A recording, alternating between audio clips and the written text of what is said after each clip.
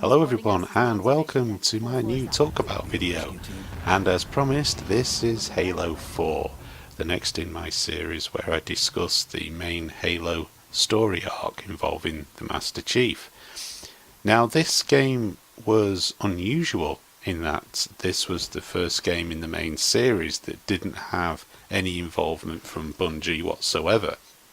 Now I know people might say, well hang on a minute, 343, they worked on Halo Anniversary. Yes, they did, but that was just an update to a game that was already there. They just improved the graphics and then remastered the sound and stuff like that, but the essential level layout, gameplay and everything like that was already there. Bungie had already worked on it, already created a game. They just remastered it, they updated it. So yes, technically they did make a Halo game before Halo 4, but what I'm saying is no input from Bungie. This wasn't a remaster or a remake.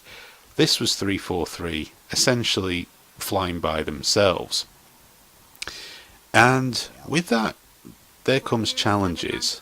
Stories are generally conceived as three parts, a beginning, a middle and an end. They can be contained within one story or it can be spread out over a trilogy.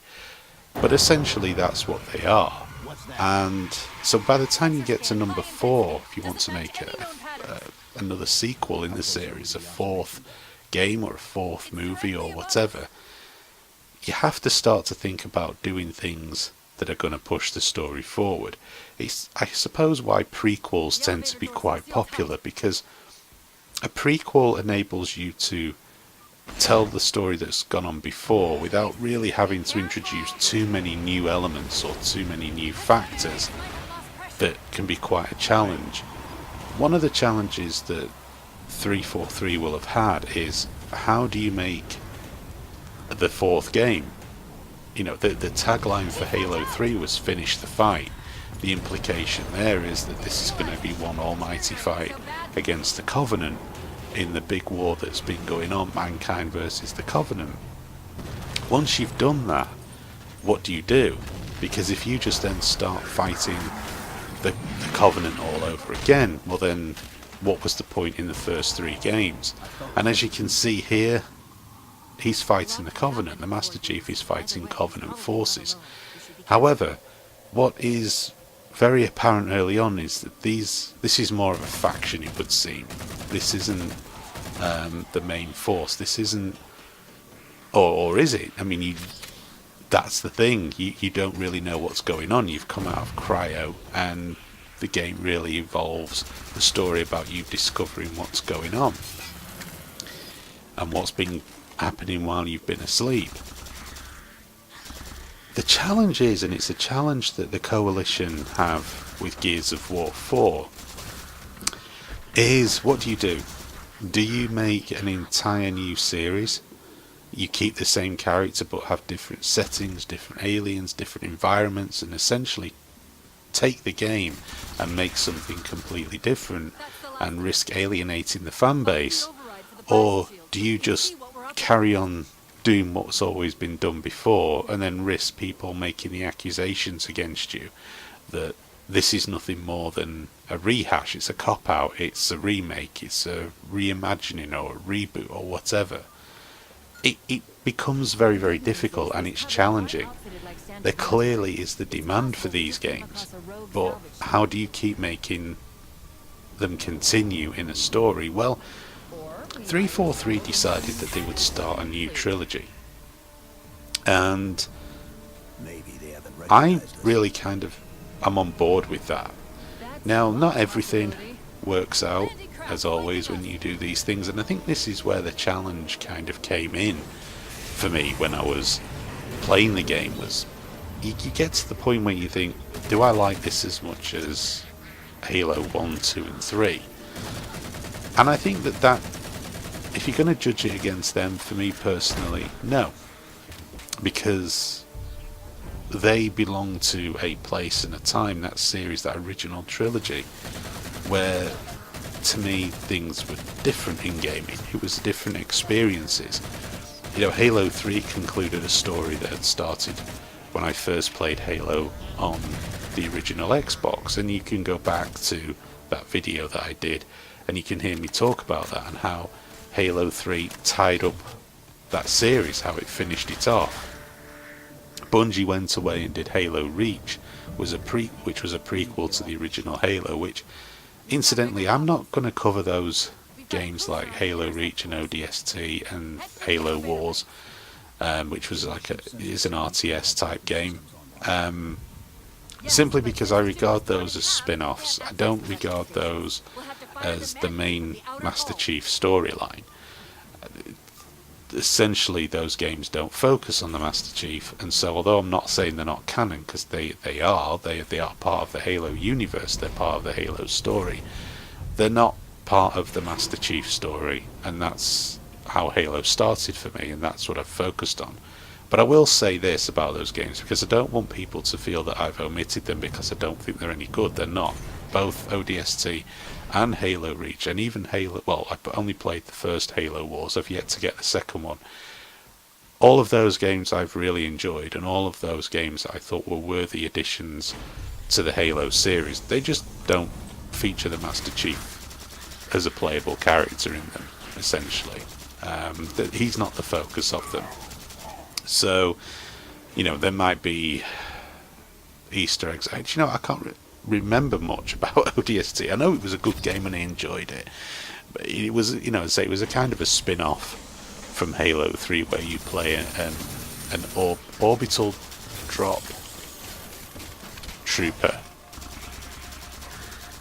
shock trooper, sorry, and that's ODST. So you're not the Master Chief, but it's still a great game in its own right.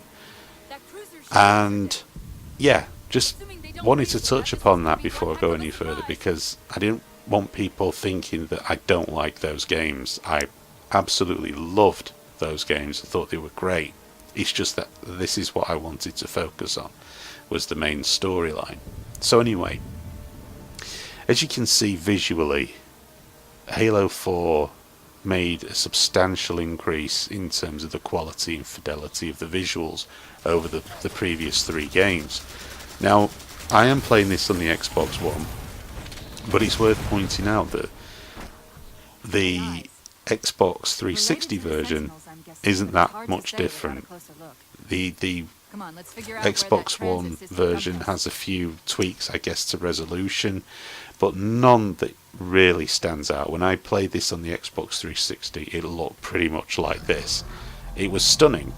It really was. It came towards the back end of the 360's life cycle, and really showed what a fantastic console the 360 was, what its capabilities were, and showcased them really, really well. I was massively impressed at the leap forward. And when you put Halo 3 at one end, when you watch that video, then you go to watch this, you can get a good idea of the quantum leap forward that graphics had made from a game that came early on in the Xbox 360's life cycle to a game that came more towards the end. And it's always fascinating to see that. It's always fascinating to see how games evolve as developers get more accustomed to the hardware. And this game is a visual treat. There's a lot of different environments than there was in the first 3 Halo games. You go to a completely different place. I'm not going to give away elements of the story. Generally talking about it, sometimes you think to yourself, am I giving too much away here? Because I don't want to spoil it. I want people to, when they play these games, I want you to experience the story. If you've never played them before and decide to play them from these videos, I want you to experience the story without me giving away too many key plot points. And because that's important, right? I mean, I'm not here to spoil things. These aren't playthroughs. This is just me talking about the game. But I will say things like, you have the abilities are in this game, where you had stuff like the shield and stuff like that in Halo 3. They built on that. You now have this little mini turret that you can create, and here you're encountering some of the different bad guys, and this is, I think, where there was for me, the new bad guys were where a considerable part of the conflict was within me when I first started playing it, because they're more mechanical, and sometimes it sounds like a weird thing to say, but when you're just fighting mechanical constructs, you never really seem to have the same impact it does when you're fighting something more organic. But again, it's kind of difficult to not give away, because that was like a first impression, but you find out what they are later on, and it's that kind of changed my perception of what these things were. But I'm not going to tell you what that is, and it's kind of frustrating, because my point about me having that conflict is valid, because that's how I felt when I played it, and I kind of guess I want people who've never played this game before to feel the same. It's like, I'm just fighting constructs here. This is not very good. Believe me, just trust me on that one. Just stick with it. It's not everything what it seems. But this was sort of the challenge that 343 had. What do? Do you just fight the Covenant and the Flood again? What's the point? If the whole point of the original game is that you essentially gotten rid of that problem, then bringing it back in Halo 4 means that everything you did in Halo 1, 2 and 3 was for nothing. What I think that 343 tried to do was up the ante. It's like, okay, well, let's go and fight the things that were around for a long time, the things that were out there before all of the events of Halo 1, 2 and 3, but we're not going to make it a prequel. We're going to make it that you, have gone beyond the edge or whatever it is in space, and you're now in a completely different part of space, and you're coming across more timeless things. And again, it's kind of frustrating because I don't want to give anything away in the story. I want people to experience what these things are. When you play the series through, you'll follow the story and follow the who things are, who built what, who did what. This will make sense. I was kind of dreading making this video in many respects, because I knew it was going to be disjointed, and I knew it was going to be a challenge, because without going into spoiler territory, it almost kind of comes across that I have no idea what I'm talking about. And believe me, that isn't true. I do know the story, and it's just really hard to convey too much information. And it sounds daft, to worry about spoilers for a game that's been out for such a long time. But and some of you might feel that it's a weird thing to concern yourself with. But I know that some people that watch my videos have never played these games, or have only played them briefly. And I know that, at least a couple of viewers of this series have intimated that they are now going to go out there and get these games and play them. And I don't want to spoil it for them, because I hate spoilers. I hate it when people, do a blow-by-blow account, or they do a review to a game and they give away the whole synopsis of what the plot is in the game. And it's like, all right, thanks. Could you not just have done a review without spoilers? And look, at the end of the day, let's just delve into the mechanics of the game. Because the story isn't everything. A game can have a great story and play like rubbish. And the mechanics of this, again, are kind of a bit complex. It still feels like Halo on one hand, but it feels like, this sound really weird, but they've evolved it, which is kind of interesting, because the original Halo was called Halo Combat Evolved, and there is an evolution in the mechanics in this. It's little things like being able to sprint, which sounds like a really weird thing to say, but and the fact that there are more weapons that you can use a targeting reticule with, or more weapons have sights on them, which, you know, like here, for example, you know, there's a greater variety of weapons that you can now effectively, quote unquote, aim down the sights with, which of course was something that was very limited in the original Halo game. As I say, you can definitely see how more modern first-person games had started at this point to influence the Halo series. You can see that the developers had to consider that a different generation of gamers were going to be playing this, ones that had only ever played Call of Duty, or in games like that where you could aim down the sights. But I think what 343 managed to do quite skillfully was blend both. And that's again similar to creating a story which is workable. That can be a bit more tricky than you think, because normally when you go to make these things you have to usually commit to one kind of style or another, otherwise the game falls between the two stools and doesn't please anybody. And going back to Doom 2016, they decided they were going to go old school, whereas this game I think actually managed to get the balance as well as they possibly could, because you don't want to alienate fans of the series, but you also want to bring in new people, because, you know, if you don't bring in new fans to something, then even the most loyal fan will get fed up and walk away. You know, again, similar to the plot of the game, it's also reflected in the mechanics of the game.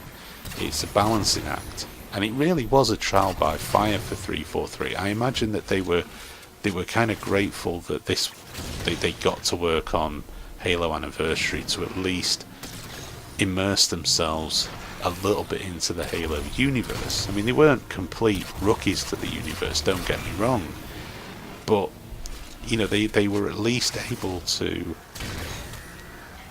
look at it and to evolve it in a particular way that would be both pleasing to the old fans and also appeal to new fans as well. And this is also something I'll talk a little bit about when I get to Halo 5, which was the debutant in the series on the Xbox One, taking the Master Chief Collection out of consideration at that time. What I mean is that was the first game that was designed purely as an Xbox One game. It wasn't an updated translation, a remaster of games that had been on the 360 and before. So when I talk about that again, I'll try to remember to talk about how, you know, each time you kickstart a franchise on a new console, you always have to bear in mind that you're probably going to be doing this for the first time for somebody. This is going to be somebody's first experience of the game, and so you have to bring them into the series as well. You can't just put up barriers, otherwise you'll turn people off and the series will die. So yeah, but as I say, visually, audibly, the game is very impressive. I was blown away. It still feels like a Halo game. It has the Halo universe traits to it, but it is significantly improved in terms of visual quality, in terms of the environment, atmosphere. It's very laden with atmosphere, fantastic lighting effects, as you can see here, going down these corridors and what have you. What's also great as well is the fact that the weapon system has been expanded upon now. There was the plasma rifle from the first 3 games is sadly missing, and that was one of my favourite weapons, but they did replace it and they varied up the weapons a lot. What I'm using here is Alien Technology. This is the new guys technology, and again I'm not going to tell you who they are, because if you're playing this series through from the very beginning, you will hear these people mentioned, the technology of this lot mentioned, so you actually get to get your hands on it in this game, which is kind of cool. And yeah, I again really enjoyed it. I thought this was a fantastic game. Again, the difficulty in trying to compare something like this and saying, okay, well, how does this stack up against 3 that's gone before? It's just, I don't think there's value in doing that. The value that you have to have with something like this is to look at it objectively and go, okay, One of the shield's power cores. Take it in out. what this is, it's really, really good. It's I read 2 different more enough cores from on what's our gone on before Hit them to before you climb all the way up. be interesting still, and at the same time it has enough of what's gone on before to appeal to Halo fans. And again, that's just my opinion, speaking as a Halo fan. But I think it will challenge people in terms of how the game plays and in terms of the environments and the setting and the story. It certainly will challenge you a bit more, and I think that is both a strength that it has, whilst at the same time also something that sometimes you think, then you go, yeah, it's really good, but it's kind of hard to put this into a particular, you know, category or whatever, or into, it's one of them ones where you talk about it and it's very easy to sound like you're sort of dissing on the game, but you're not. You're just trying to emphasise the fact that it has a different look and feel. Not different look and feel, a different feel to the previous Halo games, and if you can get on board with that, you'll be fine. But at the same time, there are also elements of it which are the same. Whoa. A challenge. I knew this video would be challenging to make. I knew that it was difficult to talk about this. Halo 5 should be an easier one to talk about. This isn't. And you know, in that in itself, people go, oh, is this game really kind of nondescript then? And no, it isn't. It's really good. It's just a challenge, I think, to talk about a game that has so many sort of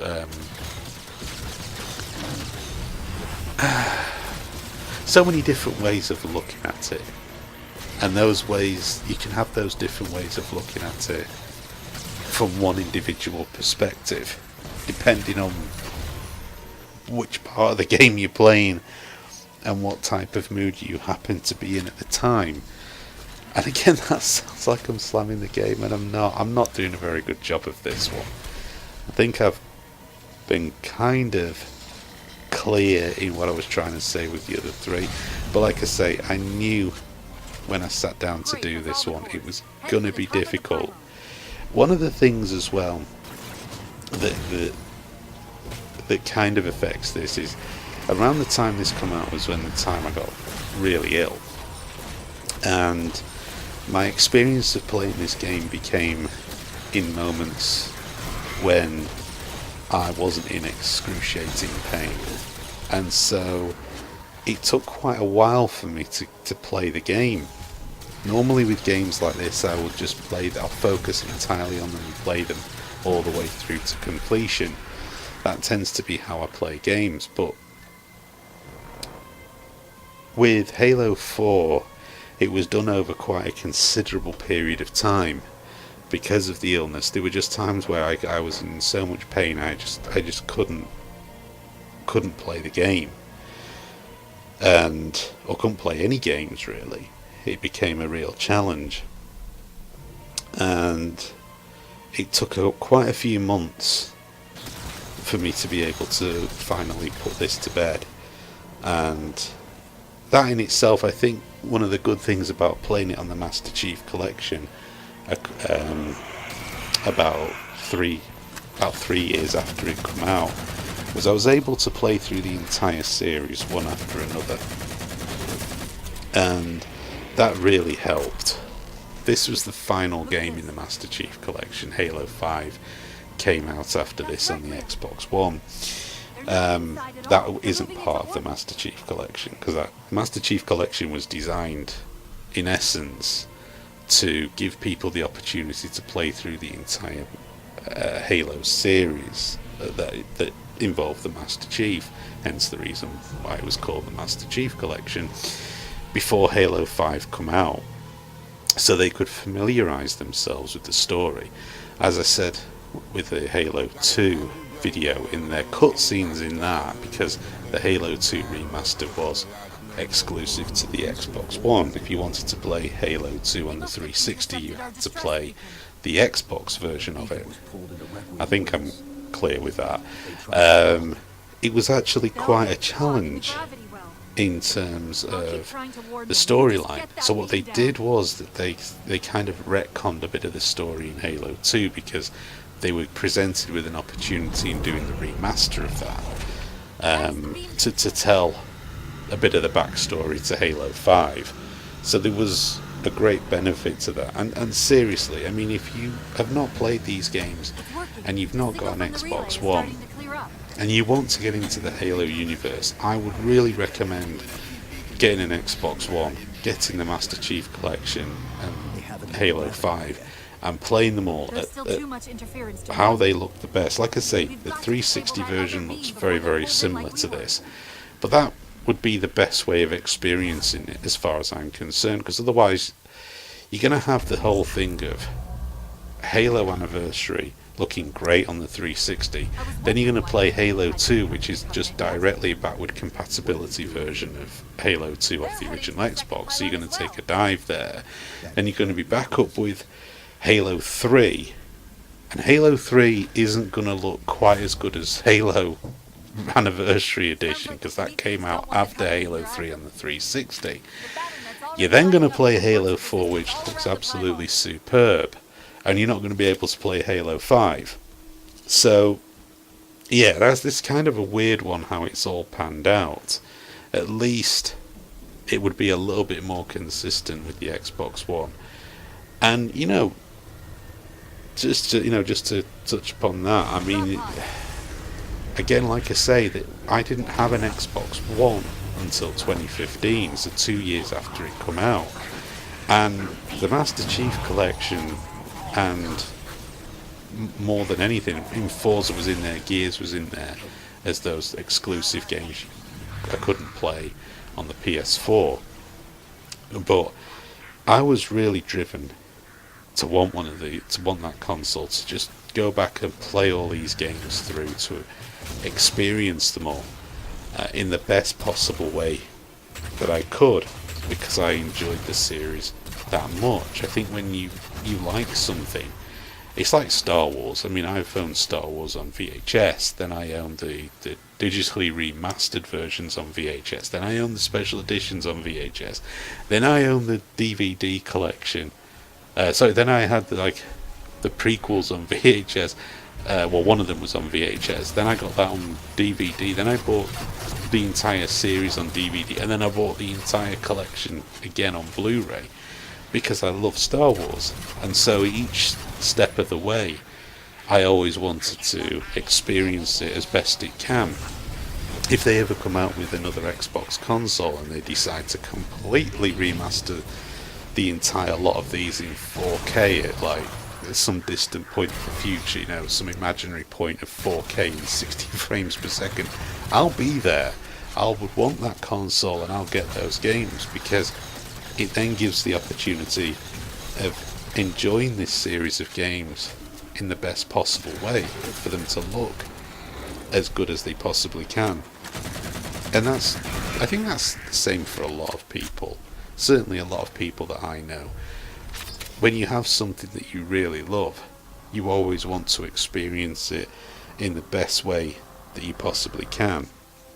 And at the moment, for me, that the Master Chief Collection is that. Now, I understand that some people might only have a 360. Believe me, it's worth checking out the first 4 games. Even if you can take the fact that one of them is essentially going to be a port of an Xbox game, not a port back with compatibility of an original Xbox game, it doesn't make the game any less good.